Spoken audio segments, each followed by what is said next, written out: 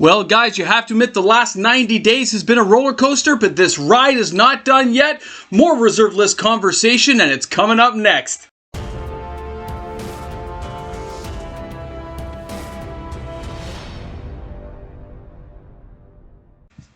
Hey guys, welcome back. MTG Moxman here. If you're new to my channel and you somehow found me out there, thanks a lot for tuning in and checking out my content today. I do upload 7 days a week, so welcome aboard, man. Come join the fun. All right, guys, guess what? I've checked and inspected the cards behind me. Nothing is falling. Thank you for the concern. The wall of cards is steady and strong. It is holding well. Guys, we have some cards to talk about today. Now, the reserve list is a massive amount of cards. I only focus on about 118 of them on the entire list closely. And a lot of these cards have had movement again, so it looks like we're seeing a lot of shifting of cards selling. Some people taking profits, but also more cards being listed. Prices are still ecking higher overall, except for one card on the list today. So let's take a look and see how we're doing, shall we? All right, card number 1 coming up today. We are talking Fork. Fork from Revised Edition is still rising. Unlimited, Beta, and Alpha, you're into the stratosphere. But for those of you who are buying reserve list copies of this particular card, come on, Amy Weber, good artist, great stuff. Old school, Time Walk, one of my favorite, most epic cards of all time for me. And of course, we have one of her original prints right up here, right? Pretty awesome. Remember though, guys, we're talking old school stuff. This card ain't coming back anytime soon. It has value. It's going to continue to rise. The sales are still daily and staying strong. You can see right there when you look at the screen, you're like, oh, yeah. They're selling, selling, selling, and it's consistent every day. March 13th, March 14th, March 15th, just ping, ping, ping, and the sales keep happening. Locally, there's none available anywhere in my local retailers. I've checked around just to make sure that nothing's been popping up on the... Actually, to be honest, between you, me, and anyone else who happens to watch my channel, especially my regular viewers and my patrons, guys, it's like dry as a bone for most of these cards anywhere locally here in Toronto, which gives me a good, there's like some good big card shops here. That tells you these card stores want them. So I went looking at some of the lists of what people are looking for. They're looking for dual lands. They're looking for Tanos' Coffin. They are looking for these cards now. And their buy lists are not even close to it. Like, they're buying Time Spiral, I think, for like 170 or something. Nobody's selling them a Time Spiral for 170. So good luck, card stores. Your buy lists are not high enough, all right? So anyway, yeah, strong sales on Fork. It is still going up. They are some still hitting the market, but they're being bought up faster than they're appearing on the market, which is a good sign for those of you who are trying to collect these things. You're getting them, but there's less sellers selling now. And when they are restocking, it's usually more beat up copies, right? It's people who find them in their basements at this point. So way to go, Fork. You're doing very well. All right, next card up is Fastbond, another card we follow closely. Now, of course, my buying Fastbonds, my cost basis is $5 because I haven't bought any new Fastbonds, but I do have some in my binder.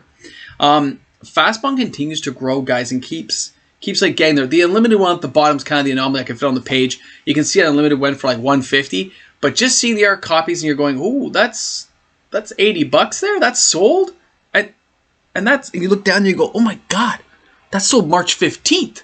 When I look at my screen, I'm going, whoa. So when I took a look back in the last 30 days, you're having an average of 2-3 sales on eBay a day. TCG Player and some of the online stuff looks like the stores still have a whole bunch, but again, people are a little leery to buy when they're not sure of the actual condition they're buying from some of these sites. From what the people emailed me and stuff, they're holding off, and they like to see the pictures, okay? Locally, again, not available, but it's funny to see that Fastbond is going to hit probably $200 revised before this is all said and done in the next year or two. $200, man. Call it now. Mark the video. $200. $1,000. You got to pay. All right.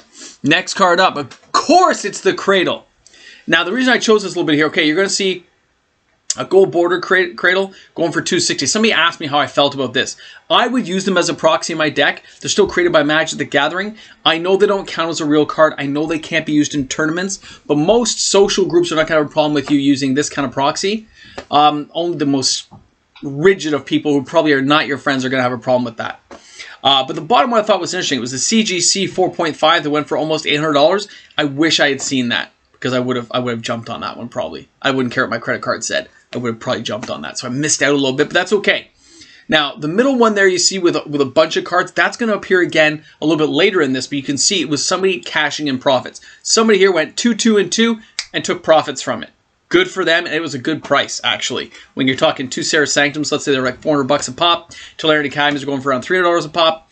And, of course, Gaia's Cradle, let's say $1,000 each. This person got a good deal. Way to go. That was smoking.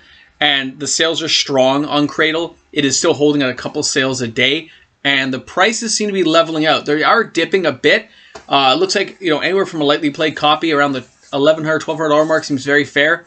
Anything moderately played should be about $1,000. If you're paying more than $1,000, don't buy it. Hold on and make a deal with the person, okay? Very, very good card, though. Very strong. On my hit list along with Mox Diamond. Although I think I'll probably hit Mox Diamond first just because it's a little bit more affordable for me. So, way to go, man. Great card. Gaia's Cradle, you will be mine someday. I'm looking at you. You're going to be mine. Looking at my computer screen going, oh, it's going to be mine.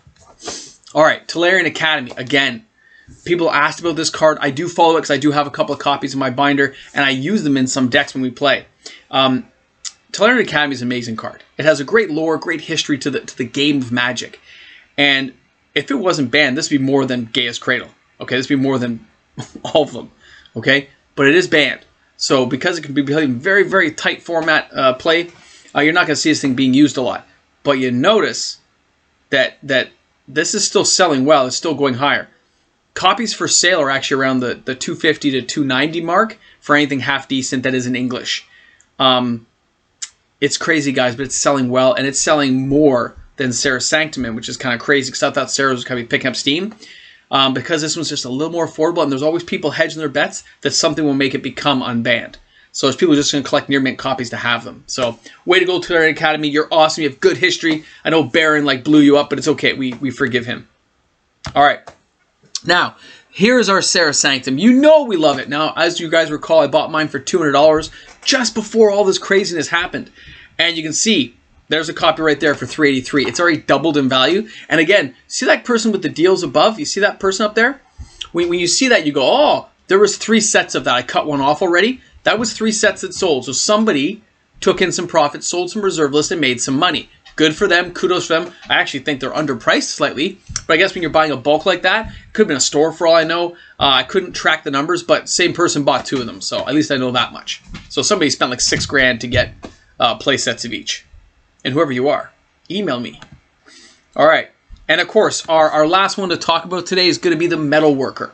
Now, Tolarian Academy may be banned, but Metalworker's not. And he's a great mana fixer, man. He can pump you up. Again, you see that gold border one for $34. It's just basically an expensive, fill-in card. And I have no problem with it playing it, but I don't get to decide that. You and your playgroups will decide if you have a problem with these gold bordered cards. They're still being by Magic the Gathering as far as I'm concerned, so I wouldn't have a problem with it. Now, the other one for $130 and the one down there for $202, that depends on condition. This is still going to be a $500 card. It just is not there yet, but it's going to be $500 at some point in history. Okay, I'm telling you now, mark that one down. It is going to happen, and it's well worth it. This card is underrated. It does great stuff, and hey, you can always throw a blocker out when you need one, right? I'm telling you, this card is sick, and it deserves to be there. All right, guys, I hope you got a good feedback for this one. I want to know what you guys are thinking. I want to see comments back in the comments section, especially if you're new to the channel. Don't be afraid to comment, man.